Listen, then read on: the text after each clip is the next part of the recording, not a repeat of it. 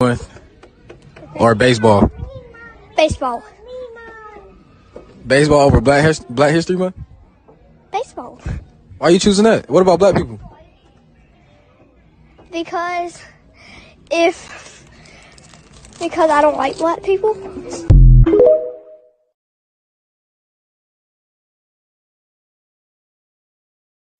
It's time for our transformation.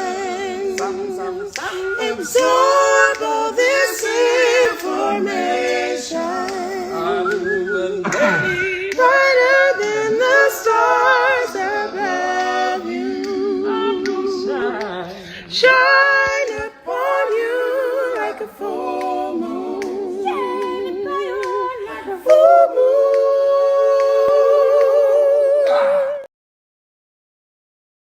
Do you know that we owe Ukrainians reparations for building and defending this nation? Oh, my bad. I meant to say Black Americans. Notice how there was not one study, not one hearing needed before sending billions of dollars to Ukrainians, nor any other group. Yet, when the topic of reparations for the descendants of American slaves is mentioned, we get told a motley of excuses. And I know some of you want to blame the Republicans, but it is for the Democrats that Black Americans vote 85 to 95%. And the Democrats have been complicit in their neglect of Black Americans as well. Maybe it's time we elect politicians that are actually going to fight for us. Maybe it's time we do something different, something better. Join me in getting us not just better, but the best. Join me in this fight. Thank you.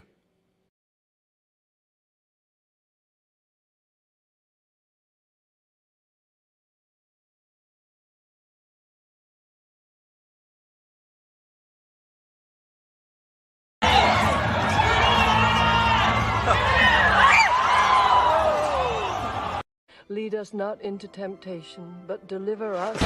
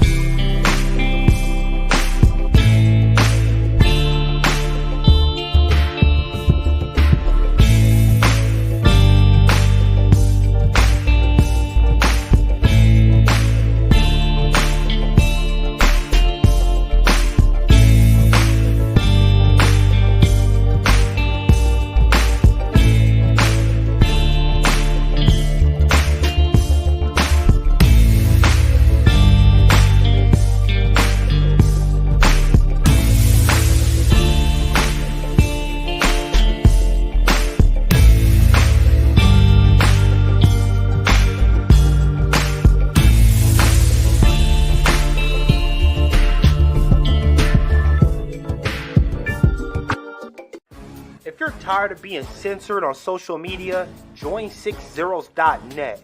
It's black owned, black operated, and black moderated. And we make sure it stays a safe space for us to talk about all things black culture. We also got some cool gear like the FDM cotton crew neck, the Fearless Ancestors tee, hats, and more. Check us out at 6zeros.net.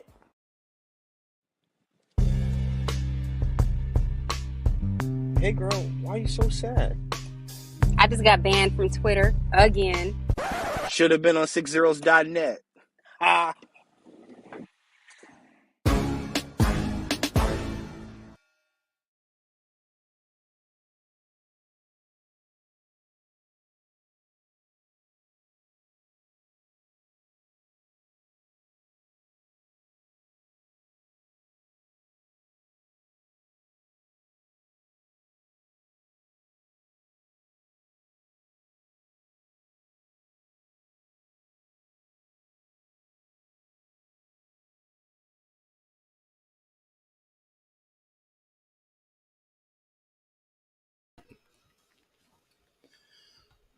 All right. Welcome once again to the beatzillapdx official show. I am your host, beatzillapdx officially. And this is the midweek report on oh wow, did I lose myself? Oh, I lost my camera. Still got my vocals. Oh, I need my camera back. Okay, hopefully we can get that back real quick. All right, there we go. That was interesting. But yeah, we had to do an early broadcast today because, as y'all know, I'm also a musician. So we are doing the musician thing later on this evening and tomorrow and pretty much the rest of this week. So there will not be a live Friday, but I will be uploading one of our past spaces with the Certified Truth, but myself and Black Alpha Network. So we will be uploading a video for Friday. So a video will be airing Friday evening here on this channel. It just will not be live. So with that being said, please like and share as you are coming in. And first things first, we have a new member. So everybody, welcome Lady Effa as a new member. Welcome, Lady Effa. Be one warrior. Thank you so much, my sister, for joining. And as y'all know, as we build the membership here for, as like I said, all the other music stuff that'll be going on for the behind the scenes footage of that. All of those videos will be going to the members only section. So thank y'all for everybody for who has joined thus far. So thank you, Lady Effa, for joining the channel. Shout out to you. Let me go ahead and see who we got in here so far. Let's see. Cynthia Newman, greetings. We got Karen Armstrong in the chat. Lawrence Lilly from Nashville. And we got Sun Kissed by the Most High in the house. All right, I see you. We got Maxwell Jenkins in the house. Blueberry Muffin. All right. Yes, indeed. And of course, once again, our new member. And Blueberry Muffin said, Dookie Jam. Yes, indeed. That right there was a rehearsal. But the Dookie Jam stuff will also be in the members only area. So you know what I'm saying? Yes, indeed. Yes, indeed. Yes, indeed. That's say yes, indeed. Yes, indeed. Kiana G in the house. Welcome. So we got Maxwell Jenkins. Yes, indeed. Blueberry Muffin said, wear the members only jackets with pride. Shout out to you. We have Yo-Yo 103 Queenin in the house. Welcome. Thank you so much for being here. on the early. Hopefully, the notifications have went out. I know it's the odd time for this to be airing, but we got to do what we got to do. So I wanted to go ahead and still touch on today on some topics. Well, mainly one, because for me, I'm here at work. All right. Yes, indeed. Um, I wanted to do my little Black History Month piece on my own area. So what we're going to talk about today is stuff, history of Oregon, Black history of Oregon, and also the anti-Black history of Oregon, and get into that conversation. And yeah, you said it's the perfect time for it. Oh, it's the perfect time for me. Oh, okay. Cool. The biggest truth seeker. Welcome. So let me let's see. First, let's touch on some of the world news pieces. We all know that there is a issue with these Chinese balloons and American airspace. Well, there was a video that I just saw a few hours ago on Twitter that kind of made me scratch my head. It made me think and say, well, look at all of what's happening here on the international side of things. So this video just caught my attention. What they planning for?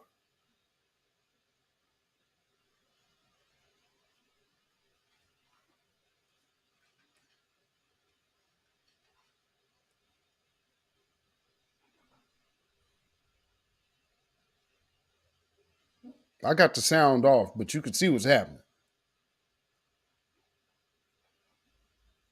I'll rewind that a bit, in case you need to take another gander at what you just saw.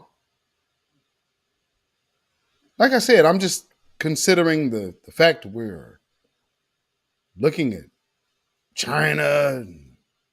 And always remember, while China's over here spying on America, I kind of have to think about China checking on their investment because, we're trillions of dollars in debt as a country to China. Never forget that part. Just interesting. Because typically, that's not what you think of when you think of little Asian children. Normally, this is more or less what you're thinking of when you see little children like that, learning how to load their weapons and do all of that. But I just have to say, West Coast is too close to China, and you're going to meet a great deal of urban resistance hitting the West Coast. What they getting ready for?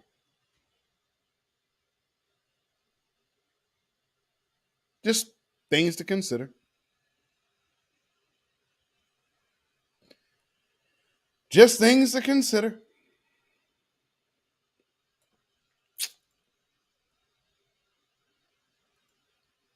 Got a whole hate crime bill, huh?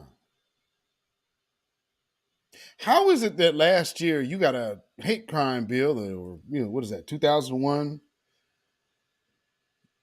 You could pull that off.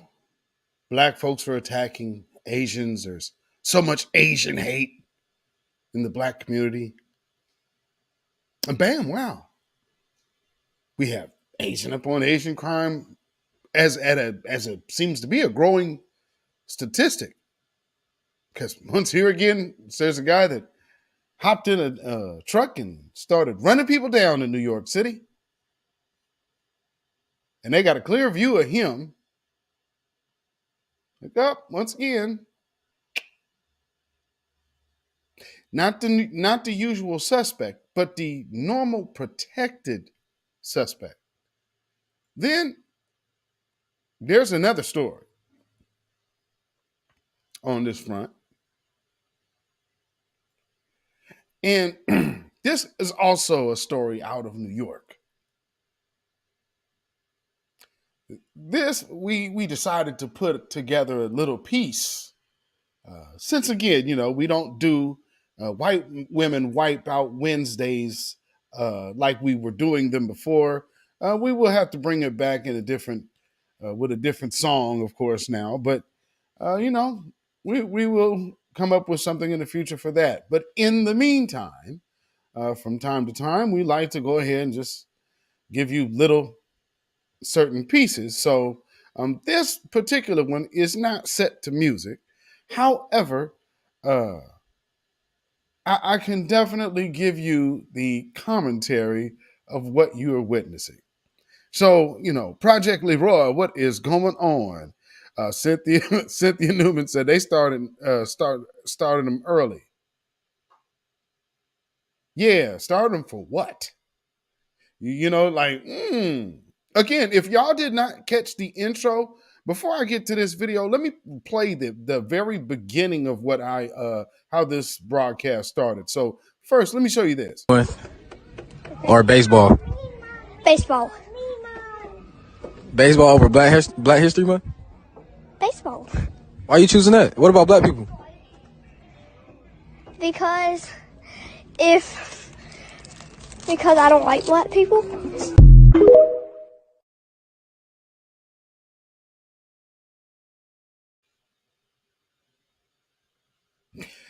When you said they start them early, Cynthia Newman.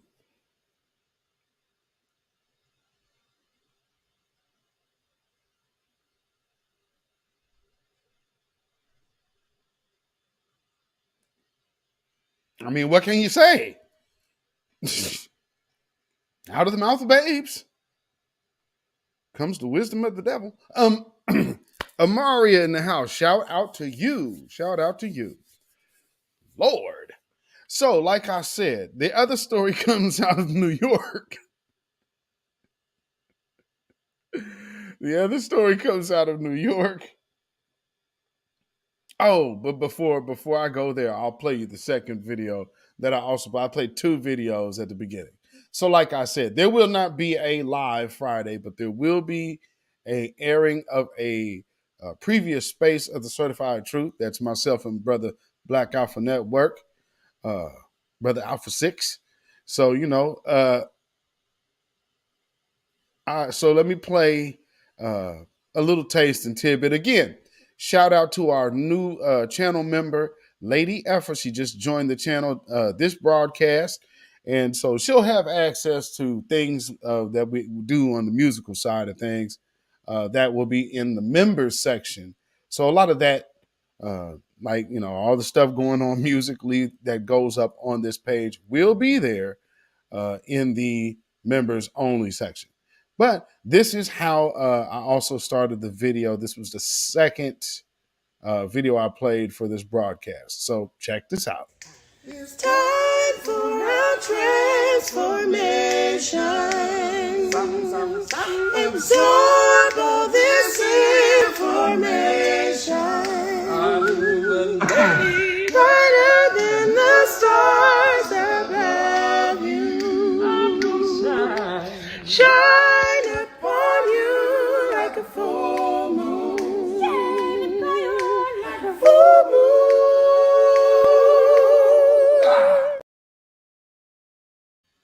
All right. Yes, indeed. Yes, indeed. Yes, indeed. Rose City 93. What is going on, brother? What is going on? Cynthia, well, he's not short on words, is he? Lady Effa said that harmony. Yes, indeed.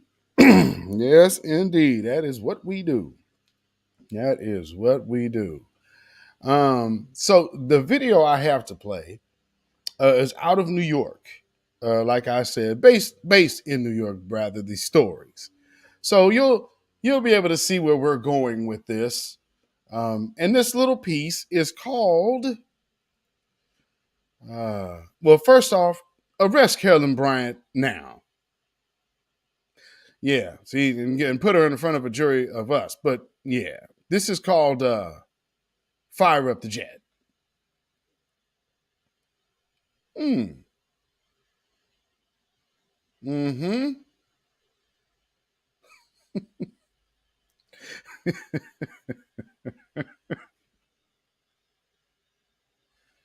Ooh-wee. Now, ain't that ungrateful? Yeah, you can go ahead and leave.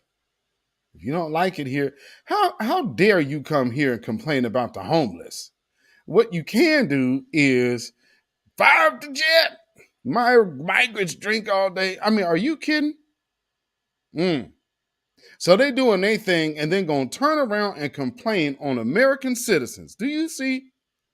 And we paying for that. Fire up the jet. Fire up the jet. Yeah, get them on out of here. You can go ride on out with that. That's what you can do.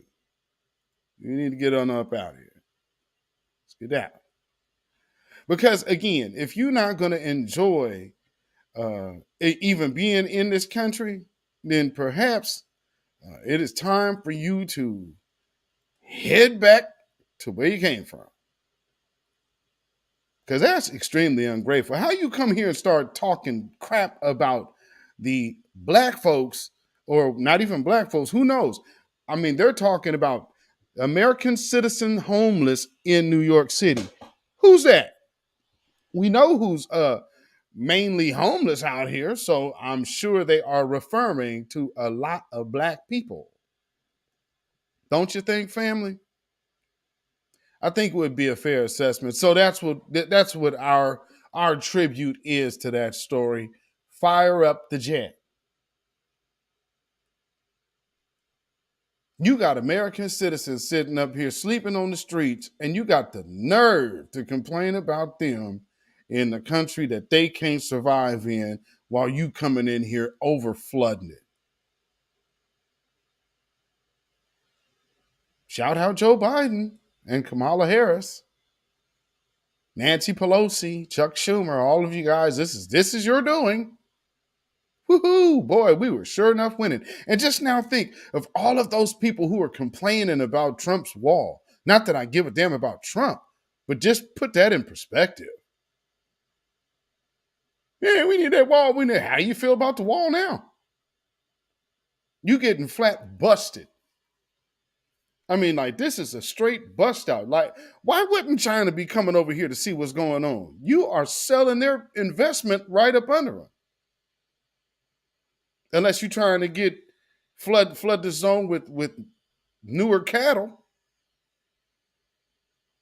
But I mean, I hope y'all paying attention. I hope y'all paying attention. Reginald Jeter, what's going on? Black first. Whoo, yeah, keep an eye on that, family.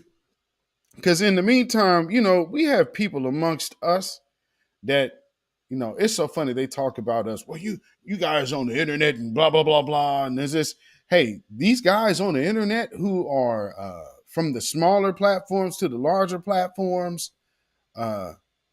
you can see the dent in people's numbers. Major news media corporations. You can hear the verbiage that you hear from the new black media around the world at this point. So, yeah, there's a lot of people watching, a lot of people paying attention, and a lot of people listening. So this time around, their idea and understanding of what protest looks like takes so much a different approach. That's why the Black Lives Matter aspect of it is so far gone. That's why they're really trying to figure out how they can start worming other agendas back in. Because what they really want people to do is go back to stuff like this.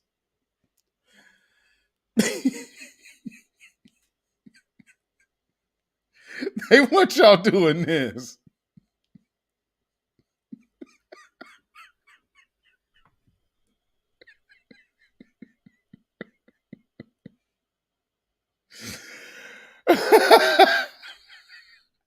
This is somehow a protest in front of the police. I'm sure somebody gonna be like, "Oh, he ain't right for that." Come on, man. This is revolutionary. They are on the right side of history. Yeah. If you want to see this, the absolute sign of black men completely toppled over. Because the police ain't up there doing that. This ain't no sign of damn strength.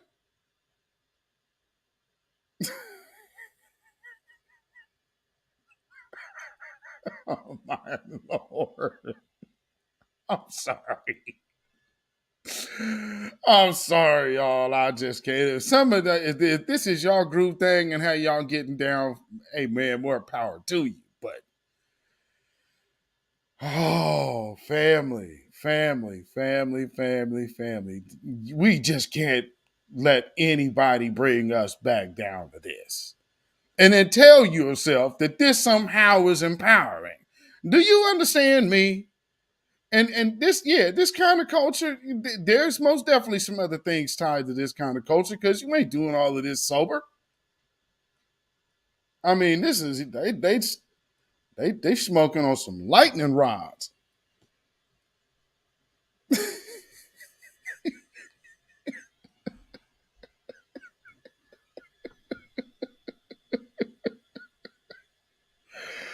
Oh yeah, we can't go back to that, fam. That's not gonna cut it. That ain't gonna cut it.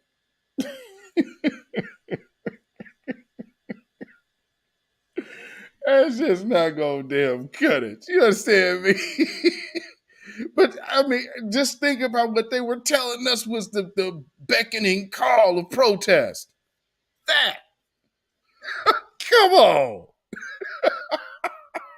Poochie Bear followers, Project Leroy.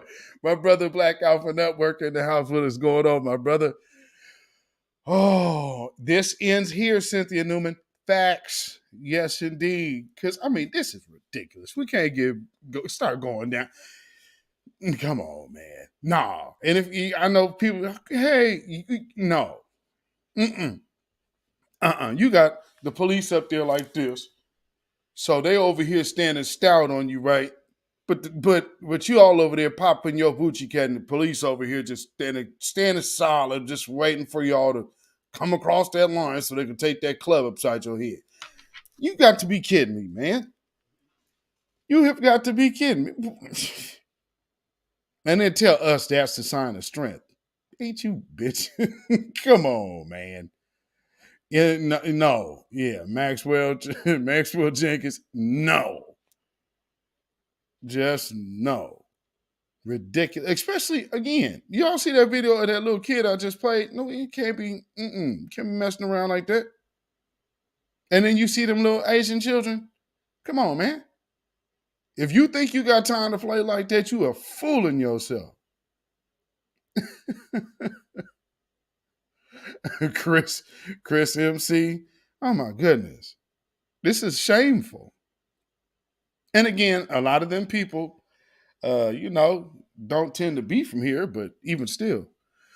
So what we want to get into today is, like I said, more local themed. And let me play this real quick. So this is like a collage of photos. So let me show you this picture, which is the first picture I opened up on. This one right here. This is the notorious Emmanuel, what is now known as the Emmanuel Hospital area. But before that, that was the South Albina district.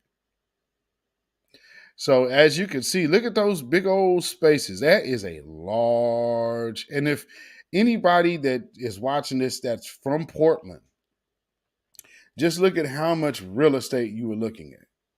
That's between Vancouver, Williams, and Russell, all the way up to Fremont.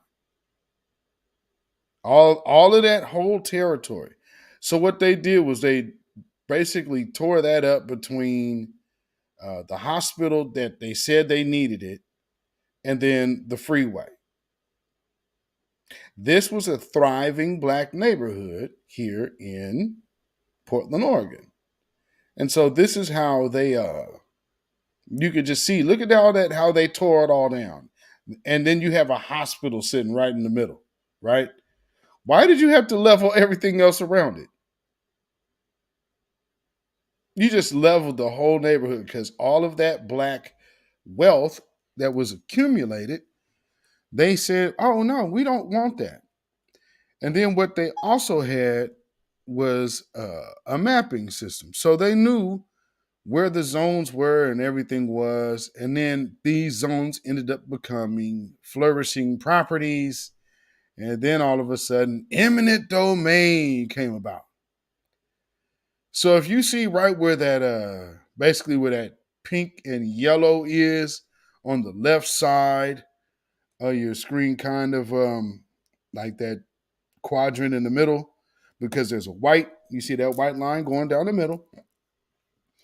That is pretty much where the stadium, the convention center, the freeway, all of those things run right through that now. From the Memorial Coliseum to where the Rose Garden, where Motor Center sits right now. Yeah, so all of that little area right there in that little pink area south of the yellow top there, that's all carved out. All carved out now. And then, again, remember, this was the other part of it right up the street. So this is how we're just going to talk about what goes on here. And just showing you how, this is how they set it up. You understand? They set up generational strategies to maintain a system of societal economic dominance. You understand? And so when you're taking that type of control, look at all the black folks there. See, them black folks was having things. They was having money. You understand? They was well to do. So I'm gonna go. Let me get this. Let me play this. And again, just the collage of pictures right here that you can just kind of get an idea. The 60s came to Oregon and never left. So they've always knew that there was a militant class living here, but also a money-making class as well. So they always wanted to squelch any type of Black Wall Street jumping off here. Although things were still jumping off, that's what it took. They destroyed the black neighborhood. And then when it looked like it was going to come back again in even like the 90s and 2000s, oh no, now they broke that. It's even further gentrified now. Now you could barely find any black folks over there in the north and northeast Portland area. Not to mention, if you have not been associated with the story of, and see, look at that. We was balling out there. We had Louis Armstrong coming here. Yeah, black folks was having things back then. Now there's a little later when you see some of the clergy, and they helped facilitate this. Well, see, you know what we have to learn to do is we have to learn how to get along with them. Because, see, they don't work with us. They don't work for us. See, we work for them. And so we has to just understand how just to get along together. And that was how we got here. And so being here in this small area, you can see how it happens on a big ass playing field like the Congressional Black Caucus. Like these things are perfected. So I need folks to really ingest when people start coming around, not necessarily bringing today's language and today's understanding, because we can't put new wine into old wineskins. So we always going to have to keep that, keep that one in mind when moving forward. Let's see here. So what do I got? Where's that at? Let me share this. I'll need that.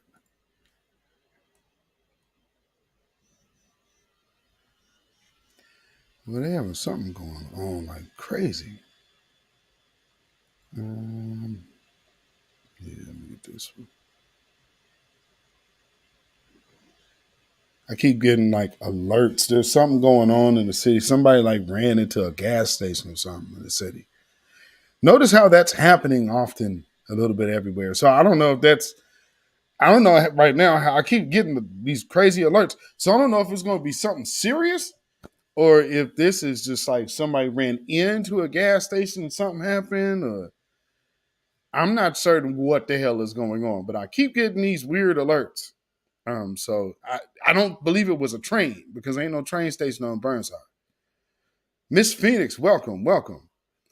Yes, indeed. So let's see.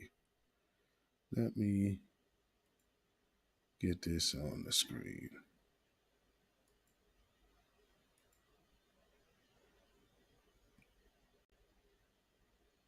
Okay, y'all can see that. Actually, you know what? Let me make that bigger.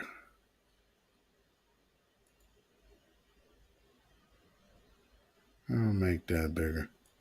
Can I do that? Oh, here we go. All right. Now, hit my mic. Okay, so I'm going to skip down on some of this because I'm not going to read the whole thing. There's just some key points.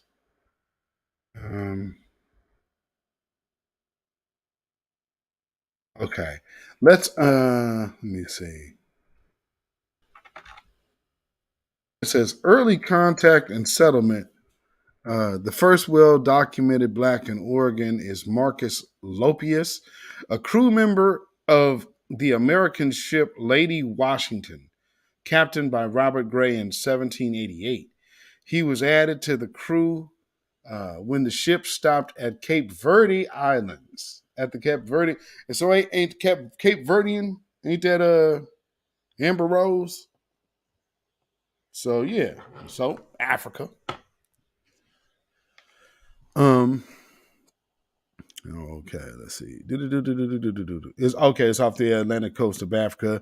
Lupios, described as a young Black man, was hired as Gray's servant, but he also performed the same jobs and duties as other crew members at Tillamook. Let's see, at Tillamook Bay on the present day. Now I don't. Oh, on the present day coast. So where Tillamook Bay is like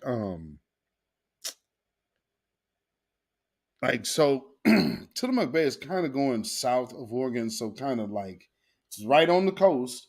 If y'all remember, there was a ship that actually wrecked in the close off of the ocean of Coos Bay. So like Tillamook and Coos Bay is not far from each other, if my memory serves me correct. So Lupios was on shore cutting grass for the ship. My glasses back on because I usually doing it from this screen. My damn glasses back on. Let's see. Lupios was on shore cutting grass for ship stock when the local native ran off with his cutlass. Lupios caught the thief, upon which other islands attacked him with knives. Or Indians, I'm sorry. Other Indians attacked him with knives and spears. Spears? He finally failed by a flight of arrows as he tried to reach his fellow crew members. Even more information is available about York, and next documented Black to arrive in Oregon.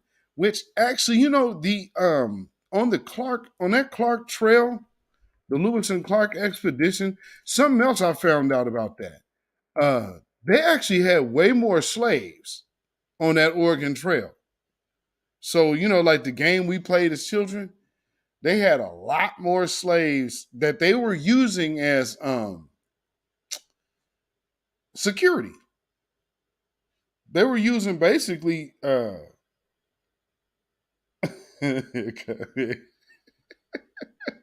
I first saw that, I believe a cutlass is like an instrument. I don't quote me on it, but I believe it's an instrument like a lawnmower type of thing. Something you would push. I think it's like the push shear thing. If my memory serves me correct, but don't quote me.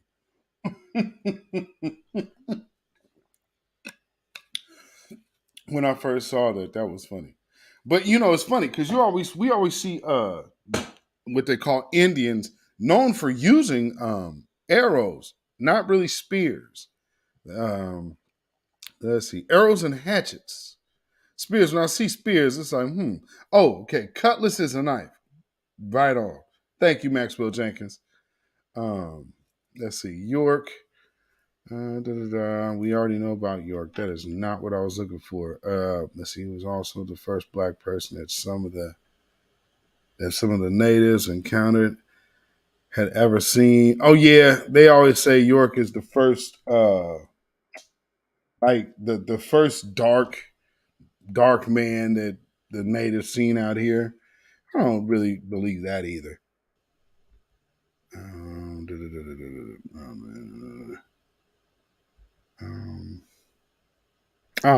Because they actually mentioned some things. This is when they're starting getting into like there's black cowboys that were out here. So it says in the years that followed, the development of the fur trade in the Pacific Northwest attracted a group known as mountain men, who worked with local natives to supply beaver and other furs to the Hudson Bay Company, which I believe is still around, and other companies. Traders such as Jebediah Smith used black slave labor, and this is Oregon, mind you, used black slave labor in their work, and some of their free black mountain men, such as Moses Black Harris, became legendary figures in the fur trade and later worked as sought after wagon train guides. So I guess they're saying that that's kind of tricky wording. So did the slaves that were the unnamed slaves, did they also become famous? Or were they just subsequently taken and used for guides and were using for those wagon trains? So that means that you were taking slaves from out here, taking them back to guide the trains back. Sounds like a security force to me. Let's see. James Douglas, known as Black Douglas, served with distinction as chief factor at Fort Vancouver in the 1840s. Douglas was born in Damaria, British Guyana in 1803. Damn. His father, John Douglas, was a Scottish merchant who managed a family sugar plantation.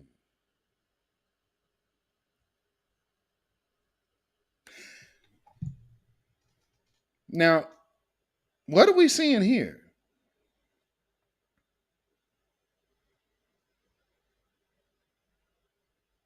I know y'all can see what's on the screen when you. It's like, wait. So just look at some of these implications. Let's see. Let's go on to read. My British Guyana, 1804. John Douglas was a Scottish merchant man of family sugar plantation, and his mother, Martha Ann Ritchie, was a free colored woman from Barbados. Douglas's parents never married, but his father took him to Glasgow in 1812. In 1819, James Douglas entered the North American fur trade as an indentured worker with the Northwest Company. After many years of working for the Hudson Bay Company, he reached the pinnacle of his power in the 1850s and 1860s when he served concurrently as the second governor of Vancouver Island and the first governor of British Columbia. For his service, Douglas was knighted by Queen Victoria. So this dude's not even American. I don't know why you would actually have went to mention him, but I'm glad you did. That takes me to another part. Let me come back to that real quick, because I just came across another video. Wait a minute.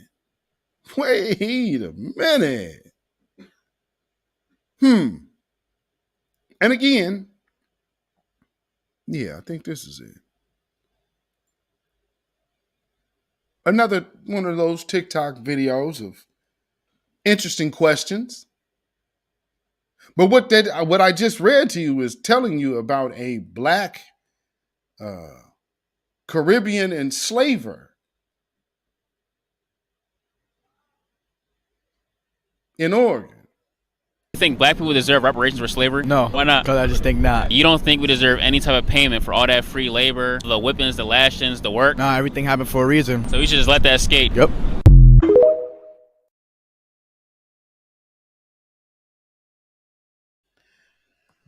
Interesting. Let's just hear it again. You think black people deserve reparations for slavery? No. Why not? Because I just think not. You don't think we deserve any type of payment for all that free labor, the whippings, the lashings, the work? Nah, everything happened for a reason. So we should just let that skate. Yep.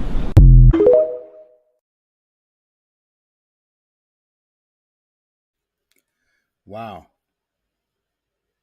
And this man, I'm thinking about this career, this Bayesian man, Black Douglas. He was knighted. They made him governor. He got rewarded for being a anti-black mulatto. I don't even know why. Like I'm saying, I'm not sure why did they bring him up? Now, exclusion laws. During the Wagon Trail era, from 1840 to 1860, black participation in the overland trail migration was kept small by both national and local public policy. Nationally, over 3 million blacks in the American South were restrained by their status as slaves held by white owners. The provisional and territorial governments in Oregon banned slavery, but some settlers were determined to create a white homeland by making black residents of any kind illegal. To do so, it was necessary to exclude both slave and free blacks. Okay, so you understand that's a concession also of slavery going on in Oregon, right? Okay, so the first black exclusion law adopted in 1844 by the provisional government mandated that blacks attempting to settle in Oregon would be publicly whipped, 39 lashes repeated every 6 months until they departed. There is no documented record of any official whipping. The law was written with a grace period, and it was repealed before it had expired. But the concept was clear. In 1849, the Oregon territorial government adopted a second black exclusion law, which was repealed in 1853. Now, the thing about 1849 is, if you guys didn't know, Oregon's birthday was yesterday. Valentine's Day, 59. So what, 10 years before that can't be right. 49? Concept, so it's saying Oregon. How could you have an Oregon government? I thought it was 1859. The state was founded. Maybe it's 1849. Well, anyway, yesterday was the state's birthday. And this is the 33rd state of the Union, which at the time of its founding, which I do believe actually might be 1849, when it was founded, they actually had exclusionary law for black folk. Yeah, because this was a territory. Okay, so the Oregon territorial government. So, okay, that makes sense. So it wasn't officially a state. Damn. Let's see. The Oregon Constitution adopted in 1857 banned slavery, but also excluded blacks from legal residence. It made it illegal for blacks to be in Oregon or own real estate, make contracts, vote, or use the legal system, like earlier exclusion laws. Now, they're not calling that Jim Crow, but family. What the hell else is that? Is that not Jim Crow? I mean, and this tells you like what type of time they on. Now again, okay, so let's again. Looking at that picture that I just showed y'all.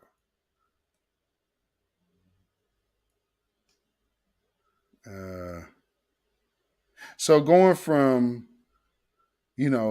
like having a whole territory where like Irving and the Irvington area and the Albina area and the Fremont area, all of these little territories, and the Piedmont area, which it's Piedmont now.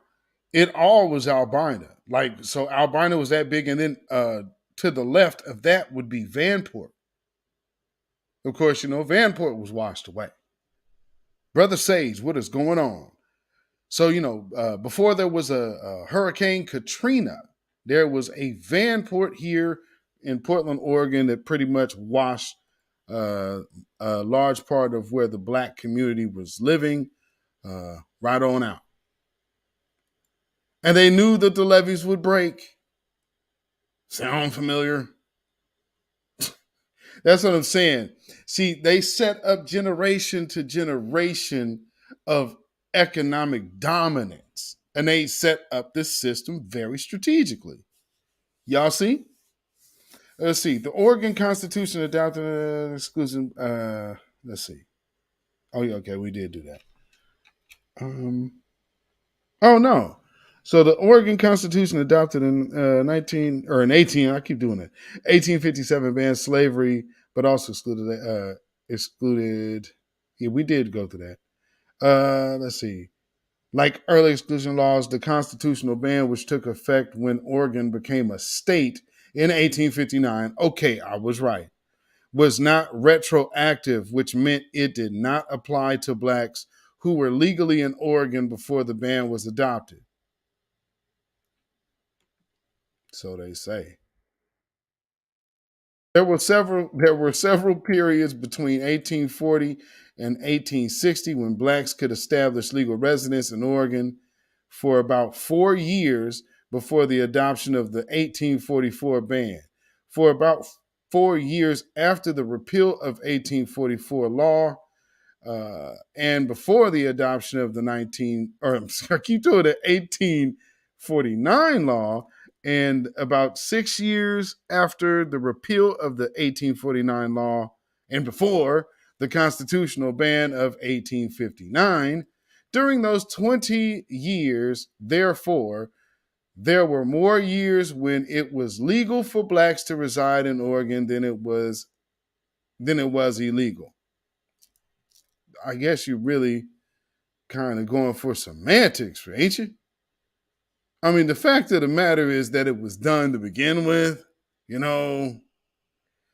Lord. Let's see. Nevertheless, Oregonians made it clear that blacks were not welcome and few established residents in Oregon during that time. Let's see.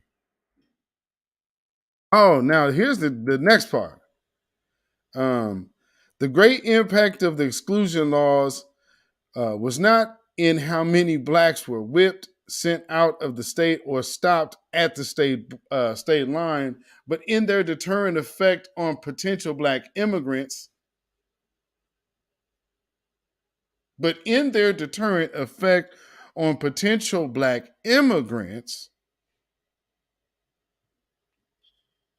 Now, see, here's another part.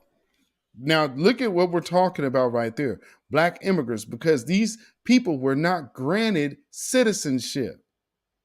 However, you knew that these people were, for all intents and purposes, what some people battle over right now over the terminology. These were freed slaves. But nonetheless, the lineage of the people who built this place, and they didn't want them coming here because they were now coming out here to build their utopia. Because these people also, when they were coming out here, you know, the squeeze was on. So don't let these people fool you. They're like, Lincoln did this and Lincoln and Black History Month and Lincoln. Stop it. The thing about this is, this was a bankers and merchants war. So some of the writing was on the wall for a lot of these family businesses that made it out west and made it out northwest. They left the South early for a reason, because they knew things was going to dry up in the South because of the financial war that was going on. This it had nothing to do with no doggone freeing the slaves. Freeing the slaves was a business thing, a benefit of business. Let's see. The greatest. So, but I can't. You know, they call black immigrants. That's interesting. The laws made it clear that Oregon was a hostile destination for blacks contemplating a move west, and they proved to be remarkably effective. Potential black immigrants, who had the means and the motivation to go west, simply chose to go elsewhere. The other factor that complicated issues of black residents and slavery was the Dred Scott v. Sanford Supreme Court decision in 1857, which declared that slave masters had the right to take their slaves anywhere in the country. That ruling compromised all laws about race and slavery in Oregon at the time. So I guess, you know, some people wouldn't come here because you couldn't keep your slaves here, because that would have been a deterrent. Because think about it, the law didn't apply to the slaves. The law applied to the slave masters. This is how strict they were on code out here. Are you understand what I'm saying? You're so on code with white supremacy that you tell your other folks, hey, we ain't killing slavery over here because we like them niggas. We are killing slavery over here because we hate them so much we don't even want them here. You understanding what we are talking about? So, I mean, this is just, you know, the logistics of the truth here. I don't know what people be thinking. Like, oh, y'all just this and that. Shit, man, please. Fast forward to the black neighborhood. Albina, gone. And the rest of it gentrified all the way out to the numbers today. And I'm going all the way back in history. So again, as the laws change, the game of anti-blackness is still going to be in play. All they are doing is audibling, calling it audible. They're just changing the play at the line of scrimmage because, we got to go a different way. The objective didn't stop. And that's what I think that civil rights generation has kind of done to black folks, is make you think that one win was it. And then all of a sudden, white supremacy went away. White supremacy went right back to work, and black folks went right back to bed. And we cannot afford to do that any longer. This is about getting reparations and tangibles today. And this is why. Are you seeing what I'm going through right here? So let's see. So it's even telling you about how Dred Scott even affected the situation in Oregon. Now, let's see. The Donation Land Act of 1850. The exclusion laws, notwithstanding, by far by far the most devastating anti-black law passed during this era was the Federal Donation Land Act of 1850, which declared the land would only be granted to, quote, every white settler, America half-breed, Indians included. Lord. Ooh-wee. Ain't that something? Half-breed. That ain't our terminology, but they'll put it on our jacket now, won't they? Yo Queen, and thank you so much for the super chat. I appreciate that.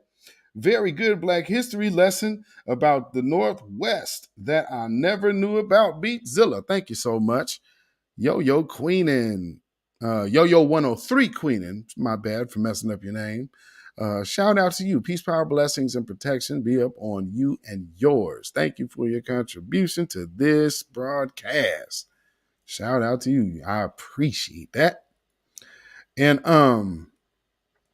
you know, this is a pertinent part. I'm sure in wherever y'all are at, I'm sure y'all got familiar histories going on when you guys can like dig into what was there and done, man. But you wouldn't even think that this would be the case out here. You know what I mean? This is like, oh, it's the Northwest. They're liberal. No, they just gotten great at masking the truth. I mean, because I ain't lying on nobody here. This is very, very true. So, I mean, just what can I say? You know what I mean? Let's see. The second group that was included to make eligible offspring of early white male settlers and their Indian wives. So that's why they see. So they included the half white, half Indian children for land grants. So again, when we start thinking about these people, these white Native American, I'm Native American, and our people, you got broke off too. This is a provision for your ass too. And not only just through your mother, but no, this includes the offspring children. Men, women. And so we have a whole generation and just building up of $5 Indians and half-breed Indians. And that have all the power now and that ran all of those black Indians up out of those tribes. You seeing how they did it? With federally backed help. They didn't just come here and manufacture this on their own. Hell no. This is how they got that hand up. So don't you let these people come here. I'm a Native American. And shut up. No. Keep it buck. This is what happened out here, pal. You know, y'all was getting broke off. And this is all over America now, by the way. By removing most Indians to reservations and excluding all but white land ownership, the vision of a white homeland in Oregon was embedded in public policy. In subsequent generations, the profits, power, and political influence that flowed from near exclusive white land ownership were manifested in the construction of a racially stratified society in which white ascendancy and was assured, and non-white marginalization was profound. So again, you are always putting your children in a situation to excel.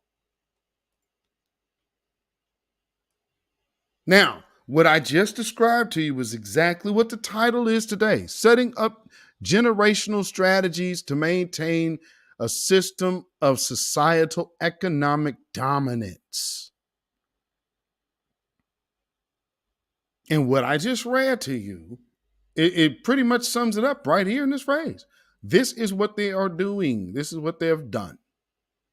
Right there. Let's see me go over here. So yeah. Yep. That right there. I mean, that is crazy. So, when you see by removing most Indians to reservations and excluding all but white land ownership. See, so if you come to any of these environments, you're not going to run into anybody else who is a black or brown for that matter. Notice the absence of the brown in this particular conversation. They said they've removed the Indians. There's no mention of Mexicans or any other kind of immigrant. In Oregon, this is the West Coast. In Oregon, there's no mention. There's just mention of the Indians. So I'm like, oh man, in the Mexicans, we got to be friends. No. There's not even a mention of you being in the territory. There is only 3 groups that resided here. And it's what we always have known. But it's funny how it's just a place of immigrants. Well, which one of us is immigrants? Which one of us groups is immigrants? Because it couldn't be the natives that you call natives. It's not the white folks who was here during slavery, and it's damn sure not the black folks who built the country during slavery. So, no. And here's the point of why here's the answer to the $5,000 question that everybody always asks, which is so asinine, which is this. Hey, I'm a first-generation immigrant, or I never owned slaves, or my grandfather never owned slaves. Let me explain something to you. You inherited the debt of a system that not only government-wide, but even statewide, all the way out to the Pacific Ocean. The Pacific Northwest. This is not Alabama. This is not Mississippi. This is Oregon. This is what society of the United States of America is. So if you wanted to come get you some of this is why you owe. Because this is what you banked your success on being part of, right? You wanted to come get you some. Well, come get it and come get this debt along with it.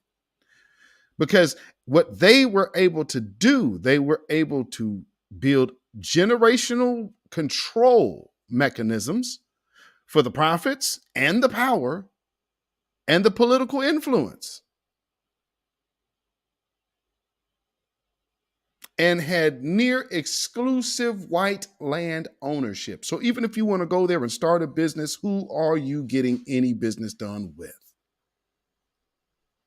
That is a way of economic dominance by way of economic and social and political exclusion by way of anti-black politics. Family, that strategy never changes. It only gets more savvy with its true agenda. So when we enter into all of these other conversations about stuff, and especially with we are in a totally different space with reparations.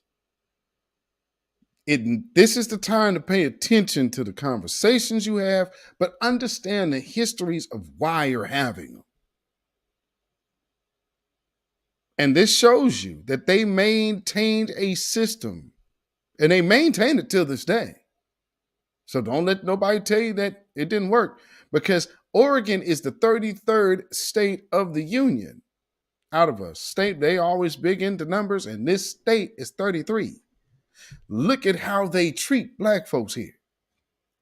And they did it by way of economic control. Oh, in the KKK.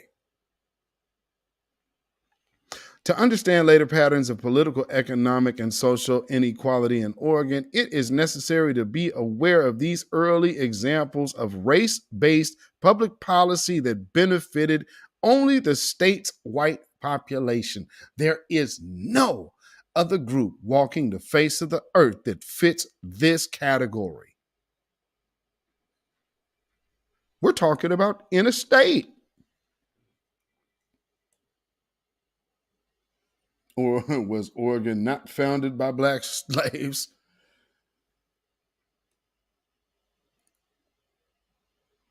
Because it was just an undeveloped territory before. I mean, so to say, well, you don't pay. The hell you don't. This place wouldn't exist without it. White folks didn't build it. You took the credit for it, but you damn sure didn't build it.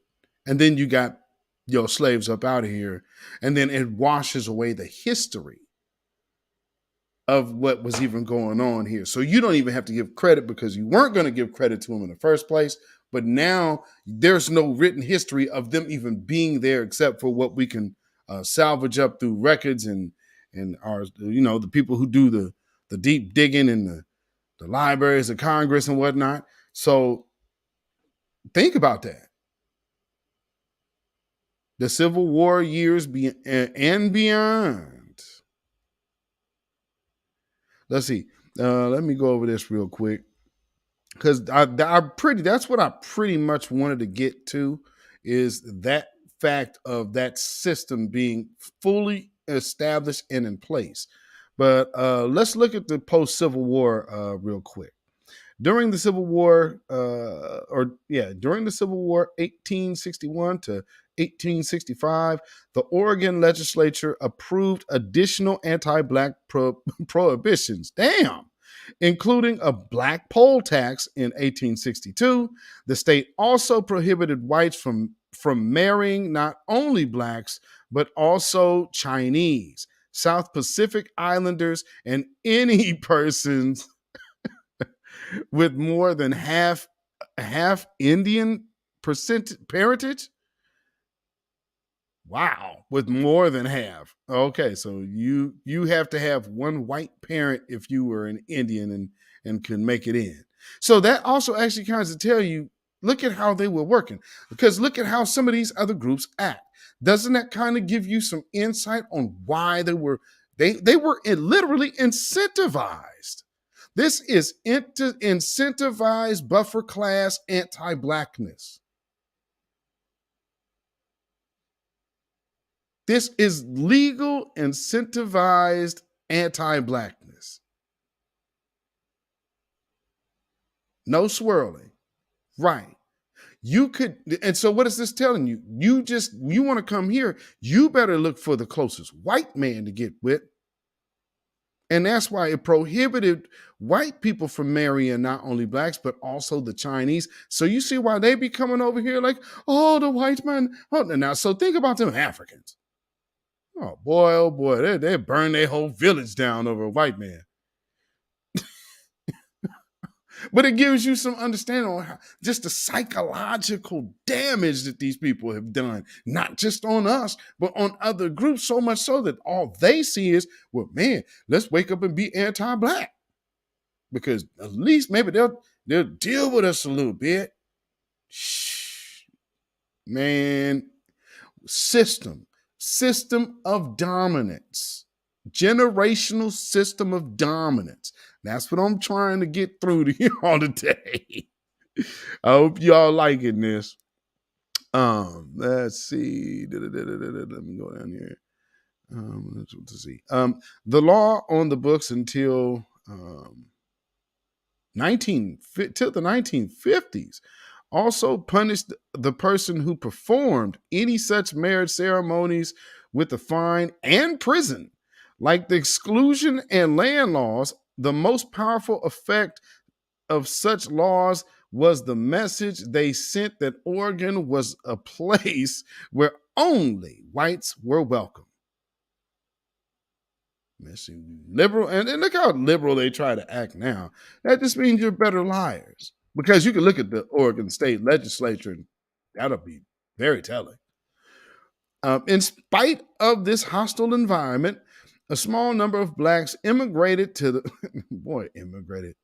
Black folks are not immigrants, but it says, see, I don't like that word being used So let's say the foundation of Black Americans that moved to the Oregon country, where they made significant contributions. George Bush, for example, crossed the trail from Missouri in 1844 and established a successful frontier farm at present-day Tumwater, Washington. One of his sons would serve in the Washington territorial legislature before the turn of the 20th century. George Washington, a person of mixed race, crossed the trail with his adopted white family in the early 1850s and established a homestead in western Washington, where he founded the town of Centralia. Oh, okay, I didn't know that. In the 1870s. Significantly, both men settled north of the Columbia River in the part of the Oregon country that had been under the control of the Hudson Bay Company, where the influence of the American racial policies was less persuasive.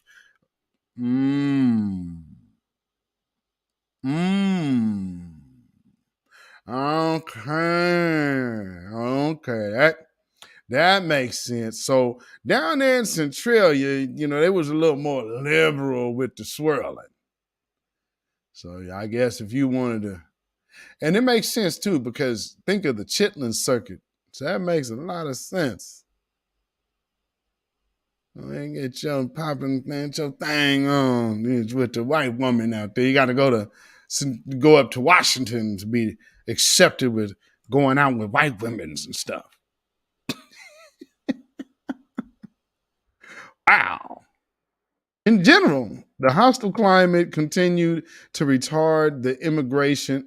Wow, that's crazy. Retard the immigration of significant Black population to Oregon between the Civil War and the turn of the 20th century.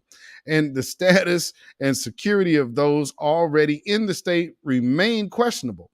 Blacks found it difficult to accumulate wealth and property, and it's virtually impossible for them to acquire political power and influence. Blacks who did settle in Oregon lived throughout the state, although in different concentrations and circumstances. Ain't that the truth? Let me see. There's another part. I think this is right. Let me see. Changing land opportunities, not that one. There's a little more. Let me keep looking. There we go.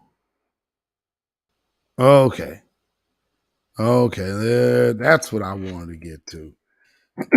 That's what we need to get to. By the 1920s, Oregon had well-established and well-earned reputation as a hostile and dangerous place for Blacks. That reputation was solidified by the presence in the state of the largest Ku Klux Klan chapter west of the Mississippi River. Y'all hear what I just said? The largest Ku Klux Klan chapter west of the Mississippi River. Texas is west of the Mississippi River. We are way west of the Mississippi River.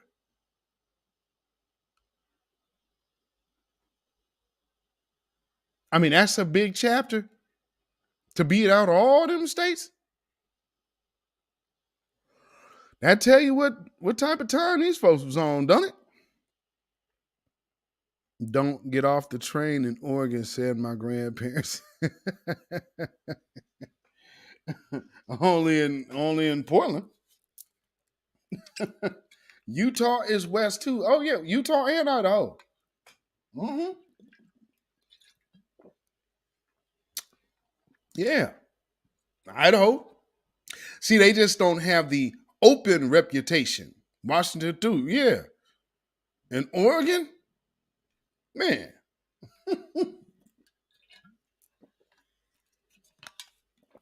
Reason why we call this little place Little Dixie, better know it. Little Dixie. I mean, shoot, if you go out on the border of Oregon going into Idaho, there's a right off of 84, there's a gas station and restaurant called the Redneck Cafe. And one of the biggest things that'll let you know where you're at is on top of the big red letters that say Redneck Cafe, there is a big giant Confederate flag greeting you right off of the freeway. So, you won't have any question about where you at. And just notice in the liberal state, no one ever, this little joint looks old, like it's been there forever. And there's plenty of business. Plenty of business in there, so I'm just letting you know. But nonetheless, just a little more, I want to get down there west of the Mississippi River. The power of the Klan was based on the political influence of its leaders. The political or the potential for economic coercion of whites who did not support the Klan ideology, and the awareness that the Klan would not hesitate to use violence to enforce its dictates during the 1920s. But let me show you that. It won't hesitate to use its dictates against other white people. Y'all catching that? So white people knew that the Klan would punish other white people for going against or off code. Ain't that something? Let me see. During the 1920s, the primary targets of the Klan, the KKK, in Oregon were the Catholics and Jews, not blacks. The decades of exclusionary practices had been so successful in keeping the blacks' population small and isolated that blacks were a secondary target.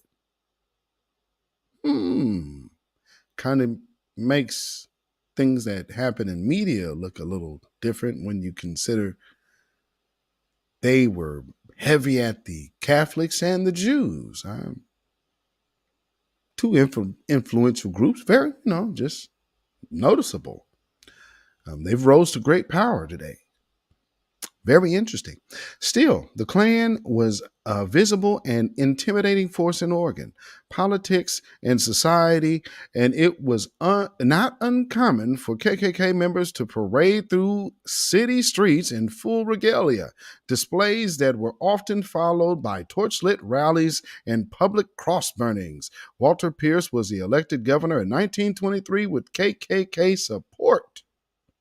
Elected governor from 1932 to 1942. He was Oregon's congressman in the United States House of Representatives. And, with that, now they're going to go into the KKK and, they fought the Klan with the NAACP and this and that. Yeah, it's not really. Yeah. Some of that's debatable, But I wanted to really go over how they set up the economic system. And so they also set up systems of even mental control. So go back to the Daughters of the Confederacy.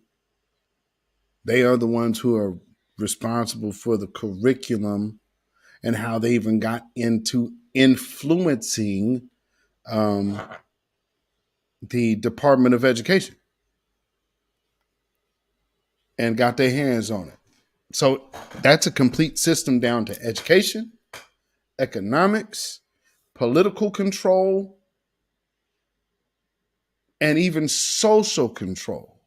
And then they manipulated other groups to start thinking as long as you start going along with anti-blackness, you will have a chance to succeed in America. And they just keep sweetening the deal even more so. So all of you who come to America thinking for a better life and these niggas are not worth my time, they are just so lazy, these are katas.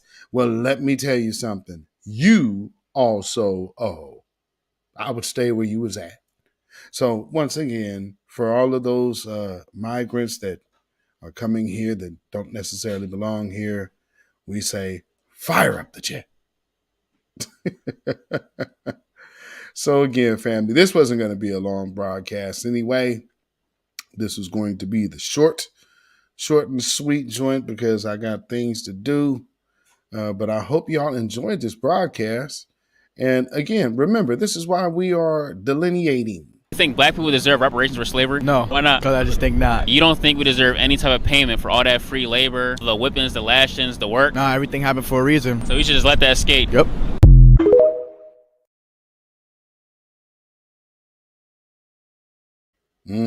Hold your own nuts then. Babylon is falling. Babylon is falling. Let it fall and let us rise. Can you dig it? Economical exploitation and political domination. Absolutely. Yeah. They changed their names to Proud Boys, Oath Keepers, Patriot Prayer, 3%ers, all of that. You know. And for everybody who doesn't understand what we are about, let's let the elder here. Let him tell you what we are doing. We put it in the frame of reference. Everyone, when they talk about racism and white supremacy, should always start by saying that the focus, the objective should be replace white supremacy with justice. Those are the 5 basic words. Facts. So with that being said, family, you can follow me on Facebook and Instagram at beatzillapdx. You can email me at ourrealtruth@gmail.com. That's ourrealtruth@gmail.com. And if you feel so inclined to put some money in the bucket by way of support and donation to this broadcast channel, if you like the content and appreciate what you're hearing, you could do so at CashApp. That's $beatzillapdx. At CashApp, $beatzillapdx. We also have PayPal, and that is Zilla Muzak. That is ZILLAMUZAK at PayPal. And so with that being said, family, thank you, Lady Effa. Peace, power, blessings, and protection be upon you too, sister. Because I know y'all you have now joined the membership. So thank you so much for joining. Be one warrior. And if you all would like to join this channel, you can at any given time. Go ahead and hit the join button and become a member of this channel. And if you don't want to join, you can always go ahead and still subscribe if you have not done so. Please like and share this video. And with that being said, we again will not be live Friday, but there will be a video airing Friday evening. So hopefully, you guys can still check it out. If you are missing the lives, you will always be able to enjoy a playback of one of our spaces. So hope y'all enjoy that. Until for my members, though, my members actually will actually get a little bit of content of what's going on that end. So if you're a member, you'll see some other content, but if not, I will see you in the next video. And y'all have a blessed week and weekend. Until we speak again, live will probably be next week. So shout out to y'all. Thank y'all who support our Twitter spaces. Again, the Certified Truth, myself, Black Alpha Network. And make sure you go support that brother and support what we're doing over on Twitter. Make sure you follow me and him on Twitter. And so you will not miss the Certified Truth Twitter spaces. Also, we are going to have to do we're going to be having to bring a quarterly mashup here fairly soon. So we're going to try to put something together for y'all, next month.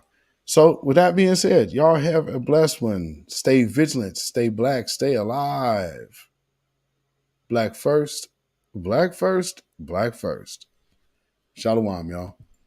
Do you know that we owe Ukrainians? When you know who Satan is, yes, sir, you don't have to kill him. No. The stone of truth. Yes.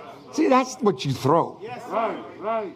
Allah says, had we wished to take a pastime from before, surely we would have done it. Nay, we cast truth at falsehood till we knock out its brains. Every one of you that knows the truth, stand up and tell it from the mountaintop. Black people can't take it no more. So wherever you are on the job, in the factory, I don't care where you are. If you know the truth, stand up on the truth and tell Satan, who the hell are you to try and pick my friends? Farrakhan is God's man, and you are from the enemy of God. So to hell with you. Stand up on it like a man.